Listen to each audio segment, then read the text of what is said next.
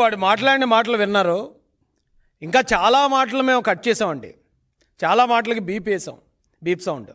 ఇంకా అతను మాట్లాడిన మాటలు కుప్పలుగా ఉన్నాయి, దాచాం. ఇలాంటి వాడిని అర్జెంటుగా జగన్మోహన్ రెడ్డి తన లీగల్ టీంని పెట్టి బయటికి తీసుకురావాల్సిన అవసరం ఏముందని ఈరోజు ఆంధ్రప్రదేశ్ ప్రజల తరపున నేను జగన్మోహన్ రెడ్డిని ప్రశ్నిస్తున్నాను. నిజంగా జగన్మోహన్ రెడ్డి మీకు చిత్తశుద్ధి ఉంటే వీడు మాట్లాడిన మాటల వీడియోలు మీ ఇంట్లో ఉన్న మహిళలకు వేసి చూపించే దమ్ము మీ జగన్మోహన్ రెడ్డి గారికి ఉందా అని నేను అడుగుతున్నాను. ఏమి ఈ రాష్ట్రానికి ఏం మేలు చేశాడని మీరు సాక్షాత్తు మీ లీగల్ టీంను ఉపయోగించి ఇలాంటి క్రిమినల్ గాడిని, ఇలాంటి రౌడీ గాళ్ళని మీరు ఎందుకు బయటికి తీసుకొచ్చి ప్రజల్లోకి జనజీవన స్రవంతుల్లోకి ఎందుకు మీరు కలిపేస్తున్నారు? ఎందుకు నేరాలను మీరు ఈ రకంగా ప్రోత్సహిస్తున్నారని నేను డైరెక్ట్గా అడుగుతున్నాను. అందుకే మిమ్మల్ని ఈ జగన్మోహన్ రెడ్డి అనే వ్యక్తిని స్టార్టింగే నేను ఈ రాష్ట్రానికి ఒక గోండారాజుగా, ఈ రాష్ట్రానికి ఒక మాఫియా డాన్గా అందుకే అభివర్ణించాను. ఆ వీడియోలు ఒకసారి మీ ఇంట్లో ఉన్న మహిళలకు చూపించండి. ఇలాంటి పరిస్థితుల్లో ఎందుకంటే జగన్మోహన్ రెడ్డి గారు ఇప్పుడు ఏమి అర్జెంట్ వచ్చేసిందని అతన్ని ఇమీడియట్గా మీరు బయట తీసుకురావాల్సి వచ్చింది. అతను ఈ రోజున ఇప్పుడు ఇది బయటపడిన వెంటనే ఓ 4-5 వైసీపీ కార్యకర్తలు అని చెప్పి బయటకు వచ్చి అతను మాకు సంబంధం లేదంటున్నారు. ఎవరికి సంబంధం లేదు? ఆడు వైసీపీ కార్యకర్త కాదా? వైసీపీ నాయకులను కలవలేదా? ఏమంటే ఫోటోలు ఉన్నాయండి, ఫోటోలు ఇచ్చారు సార్, ఫోటోలు ప్లే చేయండి సార్.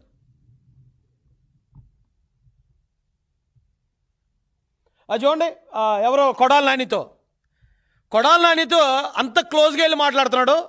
ఆడు ఈ రోజున వైసీపీకి సంబంధం లేదని మాకు చెప్తే ప్రజలు నమ్మే విధంగా ఉందా? ఎవడండి మీ అబద్ధాలు నమ్మేది? సిగ్గు ఎగ్గు లేకుండా అబద్ధాలు చెప్తున్నారు. రౌడీల్ని గోండాలని మీరు ఎంకరేజ్ చేస్తారు. రౌడీలకి గోండాలకి డబ్బులు ఇచ్చి ప్రతిపక్ష నాయకుల ఇళ్లలో ఉన్న మహిళలను కూడా, ప్రతిపక్ష పార్టీలో ఉన్న మహిళల్ని దారుణంగా తిట్టించడానికి ఇలాంటి ప్యాకేజీగాళ్ళని మీరు పోషిస్తూ వీళ్ళకి మళ్ళీ మీరు బెయిల్ ఇచ్చి బయటికి తీసుకొస్తూ పైకి మీ డ్రామాలో ఆడు వైసీపీకి సంబంధం లేదంటే మరి ఆవిడ కొడాలి నాని ఏ పార్టీ చెప్పండి? పేర్ని నానితో బావబామర్దులు మాట్లాడుకుంటున్నారు. ఇద్దరు కూడా ఎంతో క్లోజ్ ఫ్రెండ్స్, చిన్నప్పటి నుంచి ఏదో క్లాస్మేట్స్లో మాట్లాడుకుంటున్నారు. ఒక మంత్రితో అంత క్లోజ్గా వెళ్ళి ఎవడు మాట్లాడగలడు? ఆడు వైసీపీ కాదా? చెప్పడానికి సిగ్గు అనిపిస్తుందా లేదా? ఏదన్నా ఒక సిగ్గుమాల పని చేసినప్పుడు అది మీరు మేము చేసామని చెప్పుకోవడానికి కనీసం ధైర్యం చేయండి. ఒక పక్కనేమో ఏదో పనులు చేసుకుంటూ వెళ్తారు, మరో పక్కన అతను మాకు సంబంధం లేదని ప్రచారం చేస్తూ ఉంటారు. సజ్జల రామకృష్ణారెడ్డి గారితో చూడండి, సజ్జల రామకృష్ణ సకల శాఖ మంత్రితో ఎమ్మెల్యేలు మినిస్టర్లకు వెళ్ళకపోయారు ఆ రోజున. ఈ 420 గాడు, ఈ బూతురాయుడు గాడు వీడు వెళ్ళి ఎలా కలవగలిగాడండి? అంటే ఎలాంటి టీంని మెయింటైన్ చేస్తారు? ప్రతిపక్ష నాయకుల్ని అటాక్ చేయడానికి, మానసికంగా కృంగదీయడానికి ఇలాంటి పెయిడ్ బ్యాచ్ల్ని, ఇలాంటి గోండాగాళ్ళని పోషించే వాళ్ళని గోండారాజు అనకపోతే ఏమంటారండి? వీళ్ళు పోషించింది కాకుండా ఇప్పుడు మళ్ళీ వాళ్ళని బయట తీసుకురావటం మీరు గమనించారు లేదో? ఇందాక ఫస్ట్ వీడియో చూపించినప్పుడు అతను చెప్పింది ఏంటంటే లీగల్ టీము కేవలం ఈ రాష్ట్రంలో ఇద్దరి కోసం పనిచేసింది. జగన్ లీగల్ టీము ఒకటి నా కోసం అంటే బోరుగడ్డ అనిల్ కోసం, రెండోది సీతారామాంజనేయులు అంటే ఒక పోలీస్ అధికారి కోసం. అంటే జగన్మోహన్ రెడ్డి అనే ఒక గోండారాజుకి ఇక్కడ ముఖ్యమంత్రి పదవి ఇస్తే ఇలాంటి గోండాగాళ్ళనే కాదు పోలీసులను కూడా అతను రౌడీజానికి ఉపయోగించుకుంటాడు అంటానికి ఇంతకన్నా ఆధారం ఏమైనా కావాలా? ఆ డైరెక్ట్గా వచ్చి చెప్తున్నాడు, నేను జగన్మోహన్ రెడ్డి ప్రియ శిష్యుణ్ణి, నాకు అతనే నన్ను పిలిపించాడు అని చెప్తూనే మేము పోలీసులు ఏకమయ్యాం. 2019 నుంచి 24 దాకా ఇలాంటి గోండాగాళ్ళు పోలీసులు ఏకమయ్యి మేము జగన్ కోసం పనిచేసామని క్లియర్గా టెస్ట్ మోన్ ఇస్తూ ఉంటే, ప్రజలందరి ముందు ఆడు మాట్లాడుతూ ఉంటే ఆడు మావోడు కదని చెప్పి ఆడుతున్న మీ డ్రామాలు నమ్మేది ఎవడో? మేము మీకు ఇప్పుడు కూడా ఆంధ్ర ప్రజలకు చెప్తున్నాం, ఎలాంటి వాడి చేతిలో అధికారం పెట్టాలి. ఈ రోజున ఓ పక్కన లోకేష్ గారు దేశ విదేశాల్లో వెళ్ళి పెట్టుబడులు తీసుకురావాలి, మన పిల్లల్ని చదివించాలి, వాళ్ళకు ఉపాధి కల్పించాలని ఆయన పడుకుంటున్నాడో నిద్రపోతున్నాడో లేదో కూడా తెలియదు. అక్కడ అమెరికాలో ఆయన, ఇక్కడేమో పెద్ద ఆయన ప్రతిరోజు ప్రతి నిమిషానికి ప్రతి గంటకి సమీక్షలు, అన్ని రంగాలతో సమీక్షలు చేస్తూ ఈ రాష్ట్రాన్ని ఎలా ముందుకు తీసుకెళ్ళాలి, అమరావతిని ఎలా ముందుకు తీసుకెళ్ళాలి, పోలవరాన్ని ఎలా తీసుకురావాలి, ఇవన్నీనేమో వీళ్ళు ఆలోచిస్తూ ఉంటారా? ఈ జగన్మోహన్ రెడ్డి ఏమో ఇలాంటి గోండాగాళ్ళని రాష్ట్రం మీద వదులుతాడా? అలాంటి వాళ్ళు ఎక్కడ ఉండాలి? జైల్లో ఉండాలి. జైల్లో ఉన్నవాడిని జగన్ టీం ఎందుకు రిలీజ్ చేసింది? ఏ క్రైమ్ని మీరు ప్లాన్ చేశారు? ఎవరిని చంపించాలని ఆయన బయట తీసుకొచ్చారు? అది క్లియర్గా చెప్తున్నాడు, నాకు జగన్ లీగల్ టీం నాకు సపోర్ట్ తీసుకొచ్చింది అని. ఏం చేయబోతున్నారు ఇప్పుడు? వాడితో ఏ నేరం చేయించబోతున్నారు? నేను ఆంధ్ర ప్రజలకు ఒకటే చెప్తున్నానండి, ఈ రోజున చంద్రబాబు నాయుడు గారు, లోకేష్ గారు పనితీరు చూస్తున్నారు.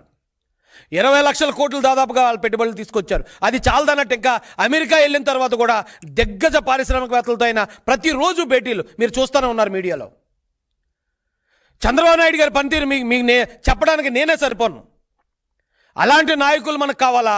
ఇలాంటి రౌడీల్ని పెంచి పోషించే జగన్మోహన్ రెడ్డి గారు లాంటి గోండారాజులు, మాఫియా డాన్లు కావాలా? మాఫియా అని ఎందుకంటానంటే, ఆ పార్టీలో ఎవడైనా నిజాయితీ పరులు మాత్రం ఉండాలి అని ఒక ఇదిగాని తీసుకున్నాడు అనుకోండి జగన్మోహన్ రెడ్డి, ఆ పార్టీలో ఒకడు కూడా ఉండడు. ఎందుకంటే ఒక అవినాష్ రెడ్డి, ఒక కొడాలి నాని, ఓ పేర్ని నాని, ఒక అనంతబాబు, ఇలాంటి బోరుగట్టుగాడు, లేదా ఒక గోరంట్ల మాధవ్. నిజాయితీ పరులే రాజకీయాల్లో ఉండాలంటే ఈ దేశంలో మొట్టమొదటి ఖాళీ అయిపోయే పార్టీ వైసీపీ పార్టీ. ఒక్కడు కూడా ఉండడు అక్కడ.